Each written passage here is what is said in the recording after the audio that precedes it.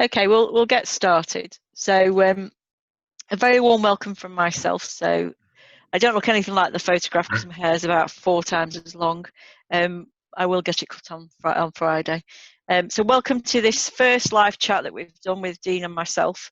First thing to say is we've got apologies from Shelley Rubenstein, one of our trustees, who was due to chair the event today. Unfortunately, her mother passed away last week. So our thoughts are with her, and she sends her apologies because she's really looking forward to chairing the session. Hence why you've got me as plan B to chair the session this afternoon, obviously to answer questions as we go as well, so to participate. So I've got a number of jobs. One is to do the introductions. One is to keep an eye on the chat so that any questions that you've got, which we'll go through in a minute, I can keep an eye on. So introductions we'll do in a moment. This is the outline of the session. Both Dean and myself will introduce ourselves, say a bit about our backgrounds, but also about our involvement and engagement with COVID-19 directly, and then talk a bit about sort of other wider aspects of COVID and workforce and our thoughts on that. Then we've go into sort of webinar housekeeping, just so what we expect in terms of etiquette, so to speak. We'll probably go through a question that's been submitted and then go to the audience. We want to make this informal. We want you to engage proactively with us. So please do think about questions you want to ask, and then we aim to close around 3 o'clock, if that's okay. So next slide, Jo. Sorry. Seamless. Okay, so housekeeping, keep yourself on mute unless you're asked to unmute, just so that we don't get any background noise. Anyone that's done these, it can be off-putting when your dog barks or your doorbell rings or your husband walks in or whatever it might be. Encouraging questions and comments, use the chat box function. So at the bottom of your screen, we've already got 2 comments in there. Just chat, put what your comments are or your questions, and we'll keep monitoring that through the session. We are recording today's webinar just so that we can share the link after the event, and obviously anyone that's not been available to join us, they can see what we've been talking about. Next slide, Jo. Oh, another picture of Dean without a beard and me with short hair. So we'll introduce ourselves shortly. So I'll ask Dean to do a bit of a short intro to his background for those that don't know him. I'm sure everybody does, but some may not. A bit of background, how you've been engaged in COVID directly, and then just some thought pieces on what we're going to talk about today. That's great. Thanks, Nicky. I hope everyone can hear me okay. So my name is Dean Royles. I'm the current president of the HPMA. That's something that we elect to for a 3-year period. So I'm about halfway through that period now. So it's been an interesting time to be president. I'm pretty much an NHS HR lifer. So I spent just about all my career working in the NHS and all of that in HR. I went independent about 18 months, 2 years ago, but immediately prior to that I was the director of HR at Leeds Teaching Hospitals, and before that I was chief executive of NHS Employers, and also had a sort of broader role as chair of the Chartered Institute of Personnel and Development for a number of years. In terms of this particular session today about sort of insights, one of the things that I've been involved in is one, I do some work in my independent capacity with an integrated care system in the north of England. But right at the beginning of the COVID lockdown, I was asked to go and work on the London Nightingale. So spent went down for a day or 2 and spent 11 days working down to get the London Nightingale up and opened, and then did some work with the Nightingale teams, a little bit around Harrogate, and then helping with the facilitation of the opening of the other 6 of them that opened. So that's my context for the sorts of things that I've been involved in to give some sort of insights to. So is that okay by way of an intro, Nicky? And I can just give just a couple of opening thoughts maybe to stimulate people's thoughts and ideas, and maybe pick up 1 or 2 of those questions as well. Yeah, so perhaps if I do some introductions and then we'll come back to yourself. Sure. So my background is NHS through and through, from graduating from university, HR director for 15 years till 2017. when I left to work independently, and was fortunate enough to get the exec director job here at HPMA, which is a part-time position, and one of the only paid positions, along with my excellent PA, Jo, who's not called Lorna, but she's called Jo. Give a wave, Jo. That's Jo Owens. So the rest of people that work with us are from the volunteers from the service, really. So I've been HR in the NHS through and through, specialising in OD, staff engagement, partnership working.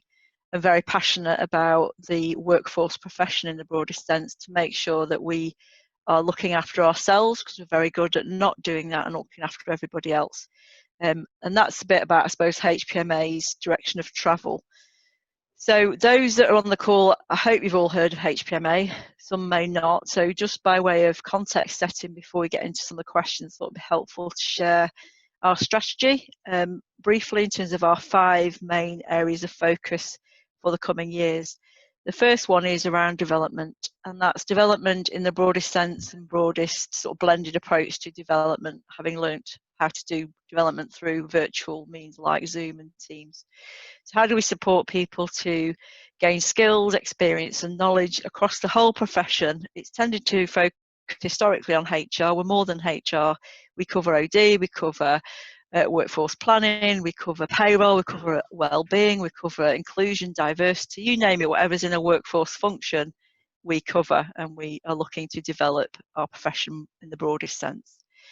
So that ranges from, it can be a simple virtual masterclass, a webinar like this, to something that's actually taught face-to-face, whereby people come out of a modular program with more sort of qualification, accreditation, that sort of thing.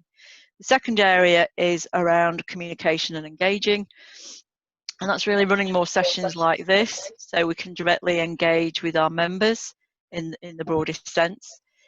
Directly, so we can have a two-way conversation about things that are on your minds, things that we want to do, how do we make sure we're delivering for our membership.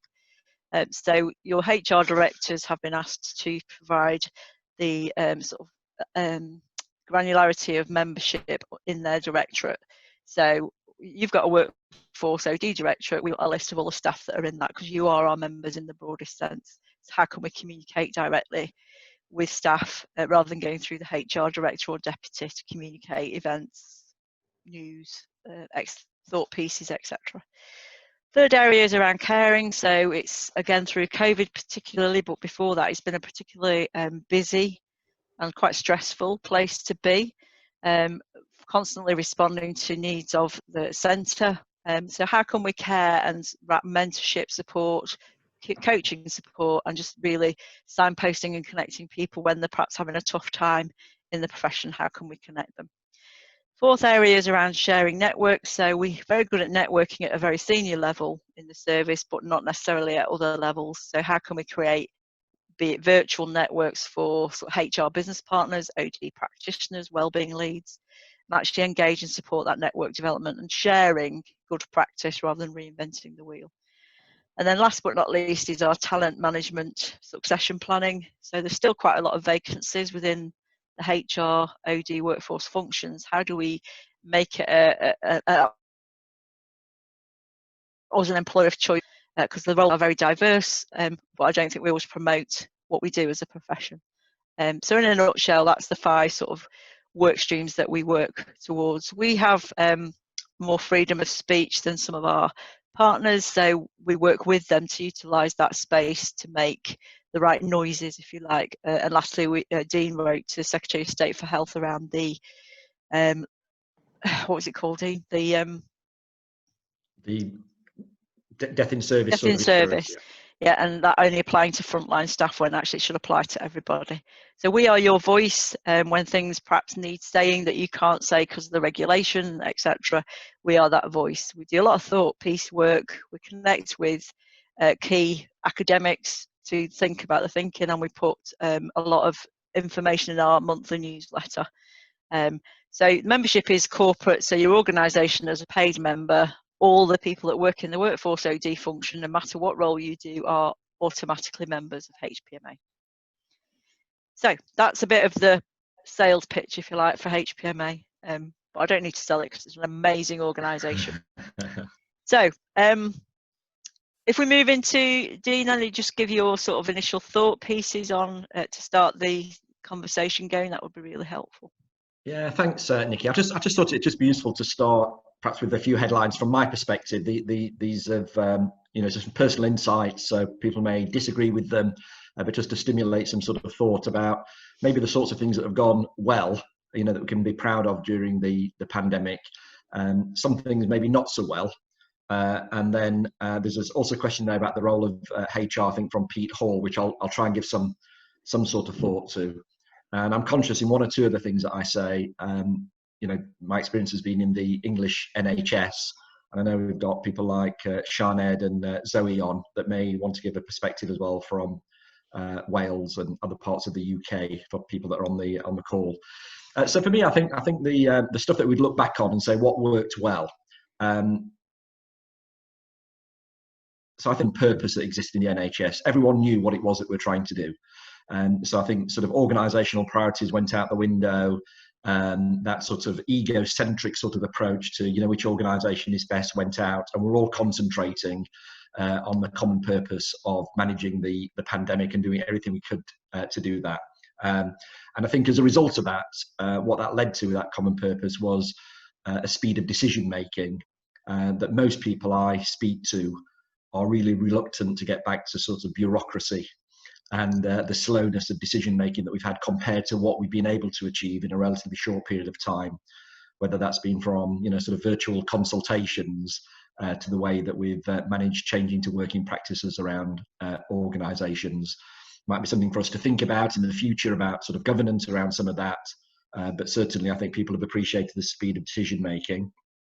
I think the other thing that came out was I think a willingness from the centre to trust organisations to do the what without giving too much on the how. So the NHS typically gives a lot of the how, and that sort of frustrates people trying to do the right thing, but really people are getting on and doing the what. And I think that what we were also doing within organisations is doing the same sort of thing to middle managers, letting them know what needed to be happened and less about the how they should do it. And I think that's where some of the leadership came into its own, where I think the most effective leaders were going around organisations, speaking to frontline people, saying, what is it that we can do to help you? Where can we get rid of the barriers? How can we serve you to do what we know you can do well? I think sort of real sort of positives in that. And I think there was also something about, sort of good partnership working that sort of emerged across systems. But I think I would emphasise that I think that was largely in health. So my caveat to that is I think that some of the things that COVID has exposed has been some of the difficulty in operating as integrated care systems. So I think too often we've seen sort of primary care and social care as almost like afterthoughts to things that are happening, whether that's been on sort of risk assessments or access to PPE or RIDOR or support. And I think some real questions were raised there. That might be interesting to hear from Zoe and Sinead about Wales, who've operated more integrated for a number of years. So that to me, some of the sort of headlines just to be thinking about, things that went well, things that people would want to keep around doing some of that. And then I think Pete's question around what did HR do particularly well? And I think this is surprising, really, because for years we've tried to see ourselves as strategic partners. And I think what we've excelled at over the past 14 weeks or so is what fantastic tacticians we are.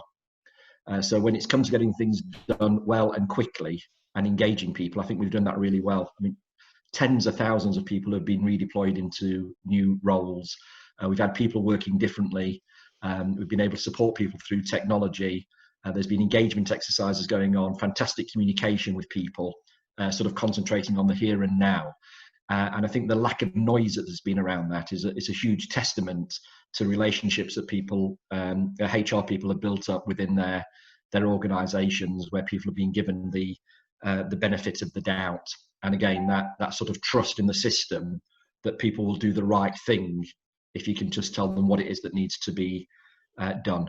So I'll pause there for a moment with just those headlines. Nicky might want to give her perspective, because I know she worked as an interim in an Yeah, I forgot to say organisation. that. Yeah, during some part of this period as well. Yeah, so I was the interim HR director at Integrated Mental Health, Learning Disabilities, Community Trust, right in the midst of the start of COVID-19. So I've got direct experience of the initial sort of panic that set in the system.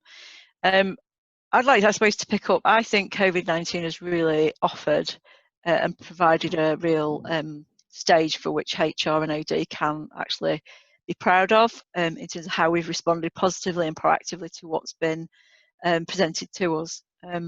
And I think if we don't build upon that, we'll be missing a trick going forward. So I think the traditional HR policies, procedures, process has its place. However, we've seen that actually we need to be more around change agents and looking at how do we think across the systems to get solutions. So like Dean said, around deploying staff, we've seen that we can do that with minimal initial impact. I suppose also using the culture. The culture has really made us respond positively to COVID, and we need to build upon that for the NHS as an employer of choice. And how we talk about us as a profession within that system is really important as well. But I think we've got real strong foundations from which to build to really prove that we should have to, but unfortunately systems say that we do, are worth around the boardroom table, because the majority of what's happened with COVID has relied on people and us leading that agenda for the organisation, but also others across the boardroom table taking responsibility for that as well. It's been really important. So I think it's been challenging, exhausting. It's not over, but I think it's really provided a strong foundation from which we should project ourselves going forward, us as HPMA and us individually and collectively as workforce professionals. So do we want to, we've got quite a number of chat in the chat room, but if we just go to the first question that was submitted for now, if that's okay, and I'll come to you, Dean, on this one and I'll follow it up, if that's okay. Chair's prerogative. So the first question was, how can we learn from COVID experience to become a more radically inclusive employer? And there are some comments on there around, where was it? Disproportionately affected diverse populations from Carrie. How do we see the role of HR? So if we look at what have we learned from COVID to become more inclusive as an employer, and what's the role of HR in supporting that?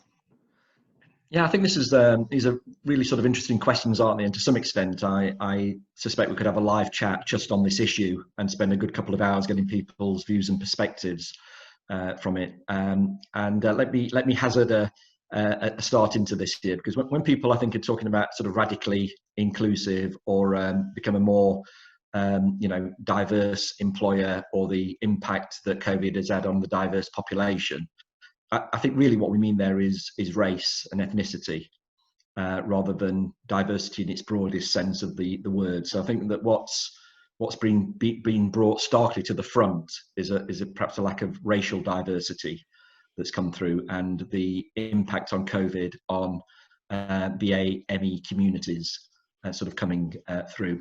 And it's sort of quite interesting really about what sort of HR can do, because I've had a fair bit of time to think about this. One of the sort of interesting things is that the impact of COVID on BAME communities also had a juxtaposition in the NHS with the Black Lives Matters protests, which sort of brought out, if you like, some systemic inequalities that they are within the system. So when you start to look at what HR can do about that, I think there's a couple of things really. The first thing is to look inwardly to see what we could have been doing more and better. And if you have a look at the NHS as a diverse employer, putting race to one side for a moment, it's probably one of the most diverse employers that there are. We have something like 40-odd% of our chief executives are women, 60-odd% of our directors are women. If you look at anywhere else around the public sector, you won't get that. If you look at a number of our chief executives and leaders that would openly talk about their sexuality and the way that makes them operate as an individual, very open environment to do that. And increasingly we have, for example, chief executives talking about living with their own mental health history and experiences of that. very sort of inclusive around that. And you might say that that's gone relatively well in the NHS. So why not, I suppose, is a question for race and ethnicity. And that has to be something about some of the stuff that's picked up through the Black Lives Matters stuff about the sort of racial inequalities in society, that history, that privilege that people sort of find themselves, in an unconscious way, sort of operating under, that impacts our society as well as our organisations. So there is something about, from an HR point of view, what does that mean to us, and how do we sort of operate differently from that? But I think it's really important that we don't just let it be seen as a HR issue. And so what I've seen over the last few weeks from the Black Lives Matters and the COVID campaign is lots of stuff coming from the centre about, the importance of looking at res data, for example, to do. But I think it's just as important for us to be saying in our boards, in our organisations, well, what data are we looking at in terms of access to services, in terms of health inequalities? What are our clinicians doing about some of that? What's our organisational priorities to address some of those? This can't just be an issue of representation. As important as that is, it's got to be a sort of organisational response to it if we're to deal with some of those impacts that we've seen in terms of sort of COVID and the Black Lives Matters campaign. So that's my opener. I'll see if people have got other comments and observations to that. I think it's a really interesting topic that we need to spend more time on. But Nicky, anything to add? Yeah, I just say we need to acknowledge that it's still an issue, a massive issue.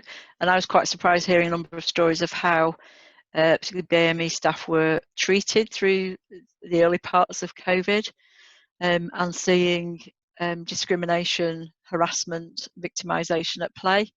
I was quite shocked about that, but it's about admitting that there's an issue in the organisation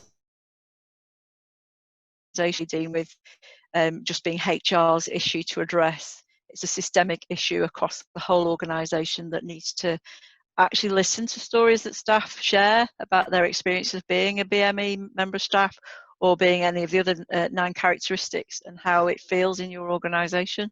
Because that's how it feels. Their perception is their reality. So I think it's about acknowledging there's an issue with with race within the NHS, and actually proactively addressing it and acknowledging that something needs to change within the culture of the organisation, that it's got significant investment from the board across to address the issues. That's what I would add to that.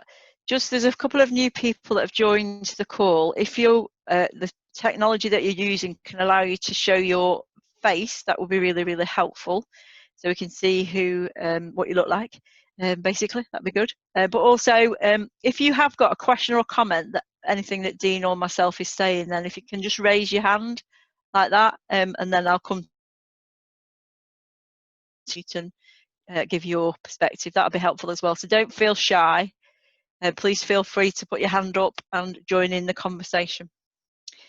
So is there any comeback from what Dean or I have said in relation to the question around inclusive employer and the question that was there about the affected diverse populations and the role of HR?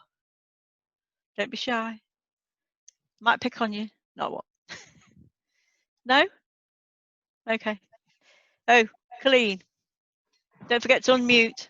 There you go. I've just unmuted, thank you. It's similar but related. I'm thinking of those staff who have been at home because perhaps they've had a vulnerability or a health condition, or perhaps they're living with someone and they've needed to shield too, or perhaps they haven't had childcare, or perhaps they've been working from home to a greater or lesser extent because we might have given them the kit, or they might not have had the kit. So I suppose it's a slightly different question, but they're probably going to be affected more now than actually at the start of COVID in trying to bring them back in. And then how other colleagues are going to perceive that because they've possibly been at the coalface having a different experience of COVID. Any thoughts about that? Dean? Yeah, thanks, Colleen. Again, two parts to the question, I suppose. I think that certainly in England, I'm not sure what the position is in Wales, but I think shielded staff are due to come back to work on the 1st of August. And there's significant numbers of them. Just where I am based in Sheffield, the large hospital here are something like 800 staff that are currently shielding. So that's a significant number of staff to bring back into work. Many that will still be feeling vulnerable, worried, anxious. So the support package that goes around those, I think, is going to be really important because of the impact that can have of those people coming back into the into the workplace or working in a different way. And the other thing that people are going to be anxious about is, local lockdowns, a second wave. And does that mean that those staff would then have to go back again? What does that mean to them and their sort of careers, work opportunities, etc.? So I think going to be some significant work around that. And then the second issue is the way that people have been working, I suppose, that sort of working from home, working remotely, working more flexibly. And we perhaps need to develop a new language around some of that, because I think we've talked about it, flexible working, but I think if you're told to work at home, there's not much flexible about that.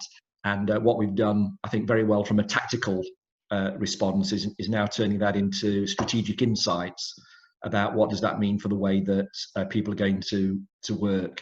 I know a number of organisations are doing, what did we start that we want to continue? What did we stop that we want to get back and things? And again, I think those are tactical questions, but thinking strategically about, do we want, for example, HR functions to be working from home and finance functions and coders, etc., to be doing that? And what does that mean in a longer term rather than a tactical response in terms of providing people with the kit? There's a fair bit coming out at the moment about home not being a safe place for us, those sorts of things.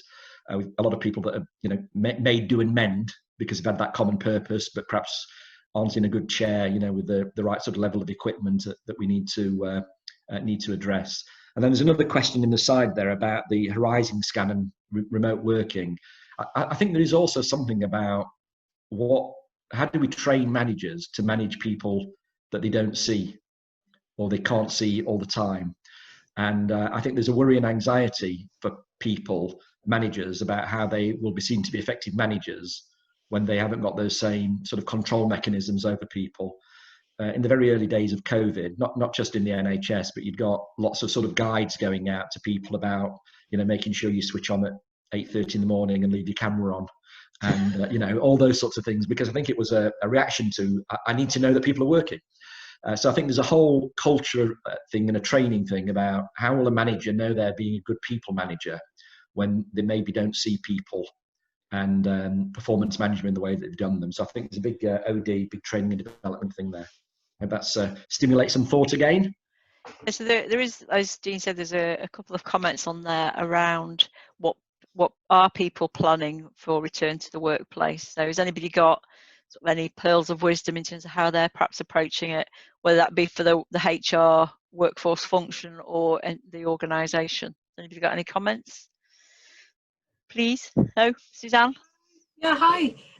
So Yorkshire Ambulance Service, we put together kind of an individual roadmap for individuals, obviously to follow in terms of a return to work.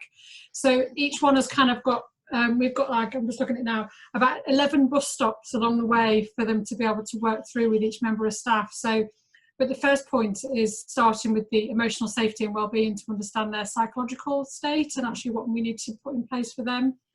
Then we go on to an individual risk assessment, a workplace risk assessment, where they need alternative duties and training, and then what we need to do to confirm them to return to duties like scheduling, but also their orientation to the COVID workplace.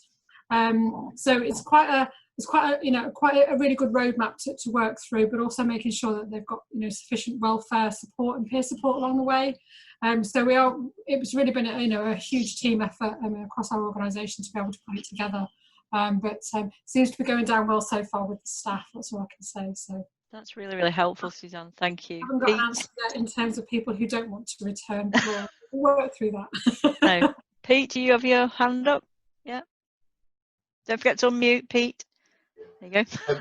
Yeah, no. So I work for NHS England Improvement, and a vast majority of our staff are home-based workers, or was a hard core of incident control people who are office-based, all of whom have been risk assessed in the office environment. But obviously, as we move on with lockdown easing, there's a pressure for more and more people to be coming back into the office. So one of the dilemmas that we've been working through in a real live way in the last few days really has been that thing about, if you open the offices to more people, how do you select those people that come in? And back to the inequalities issue, how do you manage that tension there? Because arguably some other people who are more at risk either through health conditions or through ethnic origin or whatever are less likely to be the ones that want to come back into the office. So do you reinforce a series of kind of inequalities by not allowing those people? So some really challenging dilemmas in all that. Yeah, thanks, Pete. Anyone? Gillian, is it you got your pen up? Gillian Roberts? Quickly said no, not me. Anyone else want to come back on that issue around sort of returners and the, like Pete said, the psychological impact, as a manager it's really difficult to get the balance right? No? Okay. Dean, go on. I was just going to say, if people want to put comments in just about things that you're doing, because we can share these these afterwards. And I know the timescales, for example, in Wales have been a bit different, and there might be some more countrywide approaches that have been taken, which would be good to share. So I think we can all learn from good practice that's happening in organisations around what people are doing to support people either returning from shielding, or the risk assessments that people are doing, all that thing about, will some people never actually come back and work in an office again? So some really sort of interesting HR questions, I think. Good. Any come back on that from Dean? You're very polite, aren't you? Go on, Amanda.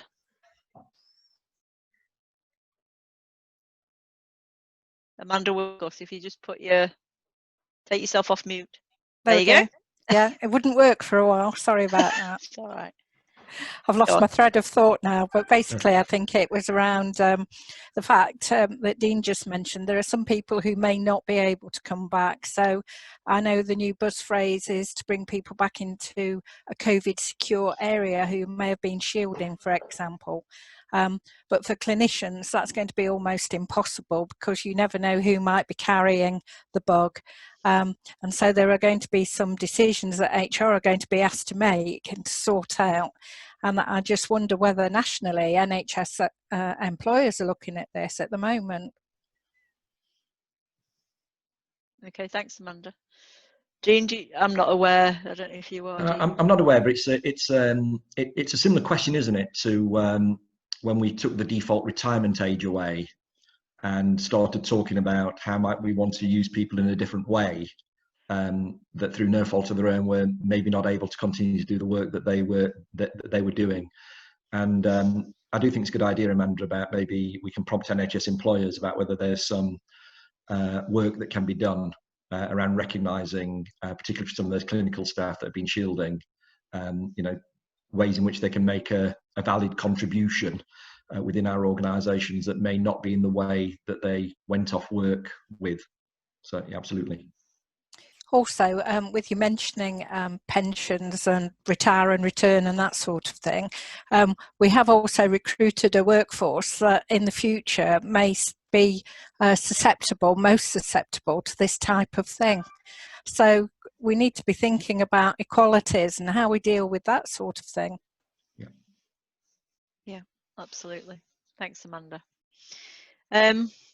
Some comments come into the chat box around the importance of risk assessments not being a tick box exercise, which I think we'd all certainly agree with that.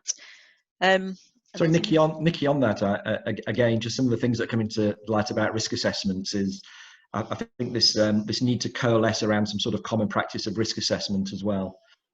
So I know that there's a number of people, for example, that work in different organisations that do the risk assessment in one and you can't do clinical work, do the risk assessment in another and you can. And that's bound to create some anxieties and some problems as we sort of go forward. So again, back to the sort of tactical approach, I think absolutely essential that people are able to do that and respond to it quickly. But as we get together now, working as communities and lessons learned, I think pulling some of that together, more common approach, where we've got the right level of risk assessed for people in those organisations, I think is something that we'll all be working on in the coming months. Okay, thanks. I'm going to go back up the screen because there's a comment there around well-being from Suzanne. What's your view of the well-being temperature of NHS staff currently? How do we continue to raise spirits now the applause has faded and the recovery phase has begun? So I don't know if you've got any initial comments on that, do you? Yeah, so my initial thoughts, I mean, certainly a lot of people I speak to talk about, you know, morale and motivation never being higher.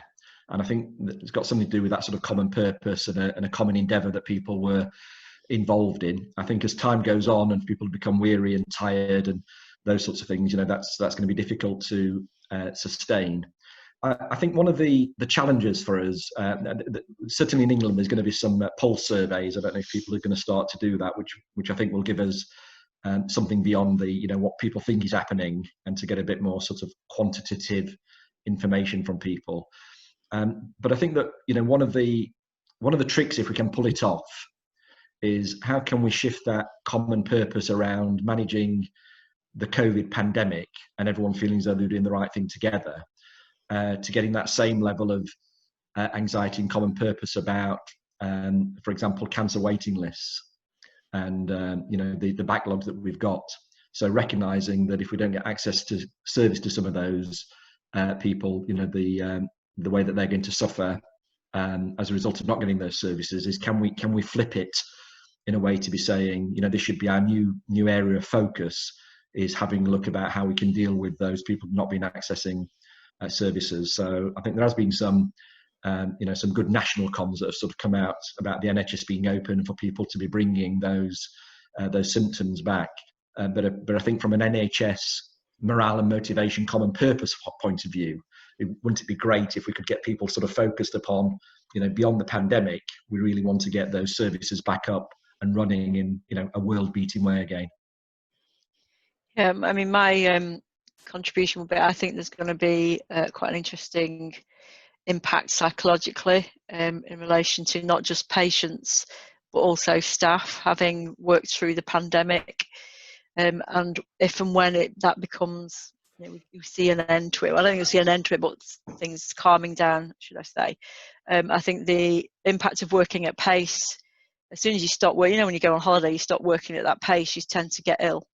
And I think there's quite a big psychological impact for the population on COVID and how we respond to that as well, outside of the acute sector, if you like, but also from a mental health community point of view, what services need to be in place, but also for staff in particular, the psychological impact this has had on them. I think once you're continuing to work at that pace, things can carry on. Once you then perhaps stop the accelerator a little bit, take your foot off it a little bit, then you tend to get time to think about what you've done, what you've gone through, what risks you've exposed yourself to, etc. So I think there's a big psychological, emotional well-being issue. And it's interesting, I saw a stat on, I think it was on Twitter, that we've had an increase in 200% of suicides during COVID, which is quite significant. And I think we don't talk about suicide openly enough, because it is something that does exist in our workforce as well as in our population. And again, it's working with the likes of NHS around apps that are available, making sure that staff are aware, so that they're not just there tokenistically, they're actually utilised and brought to life. So I've been sort of liaising with Cheryl at NHS about how we can share our own stories about apps that we've perhaps used. So I think psychologically, I think there's a massive unspoken issue that's waiting for us there. Any sort of comments or comeback from anyone around the well-being aspects? Wave your hand, don't be shy. Those of you who haven't got your camera on, if you can put it on, then I can see if you're waving or not. That'd be good. Claire Budgeon, hi. Don't forget to unmute.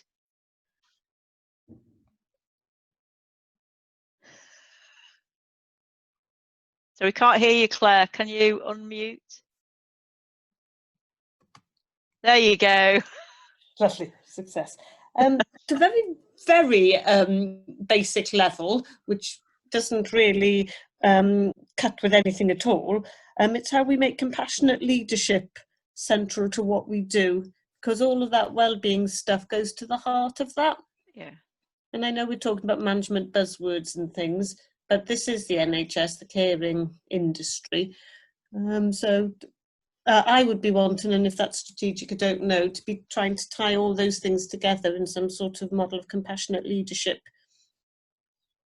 Yeah, absolutely. Dean, you got any Well, comments? I just wonder, Claire, it'd be good to get other people's perspectives. So the thing I was saying right at the beginning in terms of that,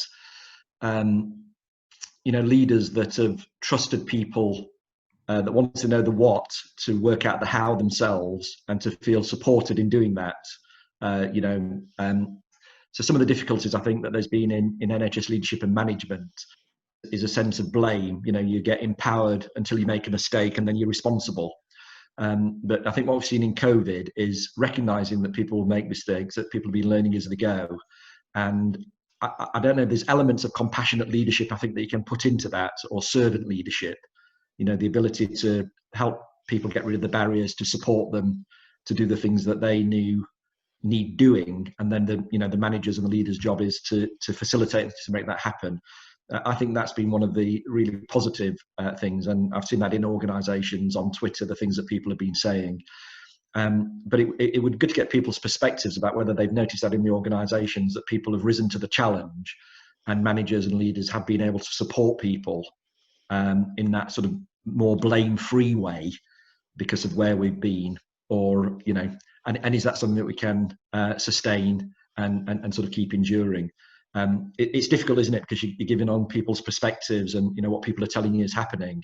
And the great thing about things like the HPMA is we've got a wealth of information right in the middle of organisations as well that can say, well, yes, it felt like that to me too, or, well, here's a different perspective. Because it's only if we're honest with that sort of conversation can we learn and do something about it. Yeah, there's a couple of comments in the chat box around from Jackie about how surprising it's been that the NHS has been able to respond very quickly and under pressure. The agility around recruitment selection, processes, packages of training to make sure people are up to speed. And in crisis, we're very good at responding, yet when we're not in crisis, it takes years and years to get things done. So how can we sort of keep that momentum? There's another comment from Suzanne around how people are feeling, and managers are staff and they feel overwhelmed and they have got significantly high workloads. So how can we support? And that's supposed from a workforce function point of view, how do we support managers, leaders through this transitional phase of moving to a perhaps different type of culture, one of trust, and maybe potentially looking at outcome-based contracts as opposed to hours contracts. That's something to perhaps think about.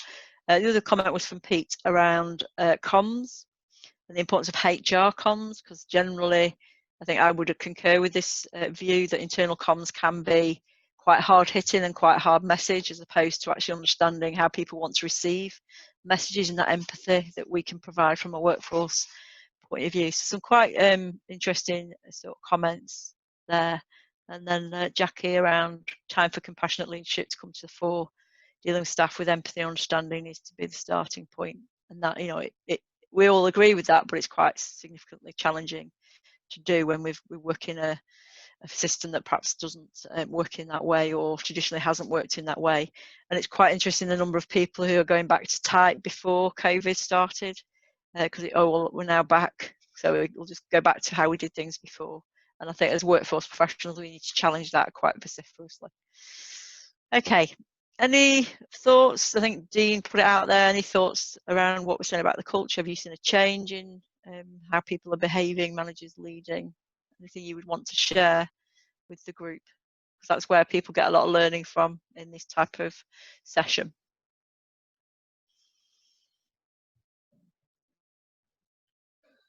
No? You're all very quiet. I need to go back to a comment about PPMA, which I will. I won't forget to go back to that. So again, another contribution from Pete.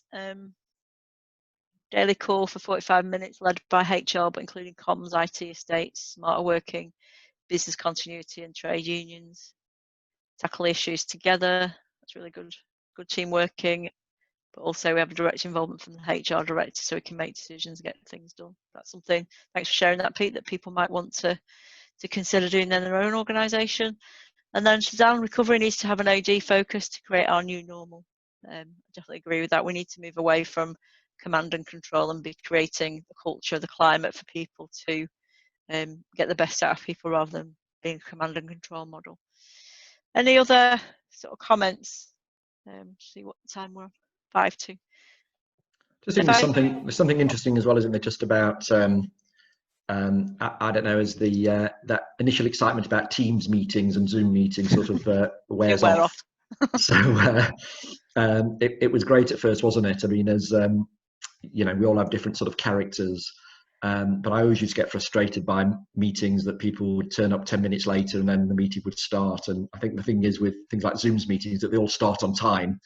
But they all finish on time, and then the next one starts on time. So you go from a 1 o'clock meeting to a 2 o'clock meeting to a 3 o'clock meeting, and we're going to have a look at some of that. That's not a sustainable way of sort of working, and get some sort of protocols in terms of doing that, and get some sort of space in the day. But that comes back to the point we were saying before, just about this more strategic approach to what does remote working mean. And it can't be that we just get all the efficiencies because people aren't traveling between them without that chance to sort of reflect, recover, sort of concentrate, digest, prepare for the next meeting. So I think there'll be something in that, as exciting as it's been doing quizzes and meetings and doing everything constantly in a virtual world. Yeah.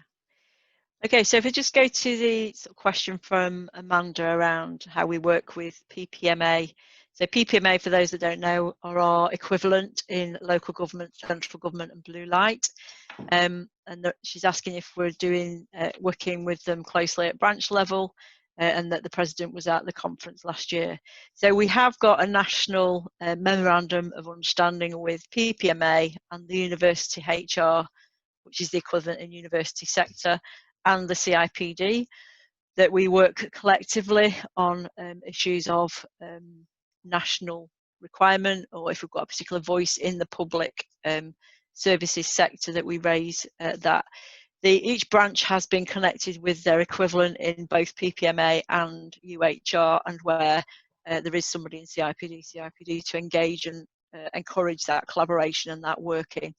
We've run 3 events in the north, in Leeds, where each organisation has been represented by their members to talk about things that are of common challenge to each of those sectors, which has gone down very well because the issues are quite similar. Some issues are different, but the core issues are the same around recruitment, around pensions, around ageing workforce. So how can we work across that collective to do more work? So there's more work to do there, but the intent is very much there. So thanks for that question, Amanda. Hope you get some assurance from that.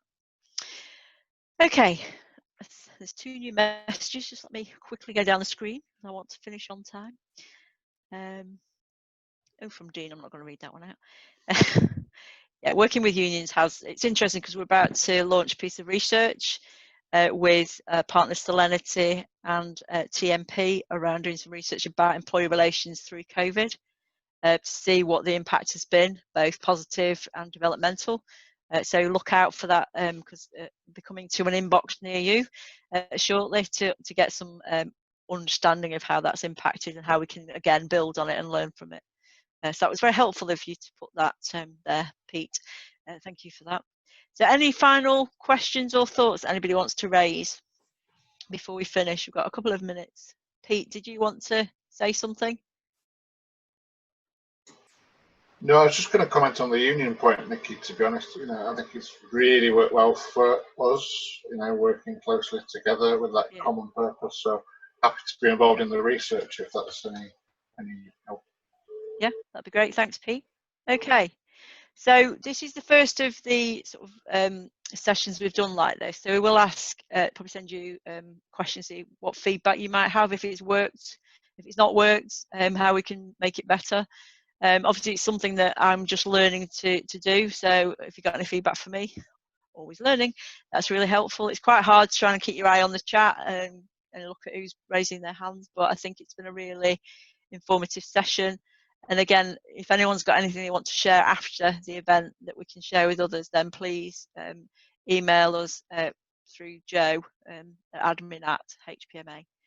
Hope you enjoy the rest of your afternoon and the rest of the week goes well. And if you need us, you know where we are. Thank you very much, everybody. Bye. Bye.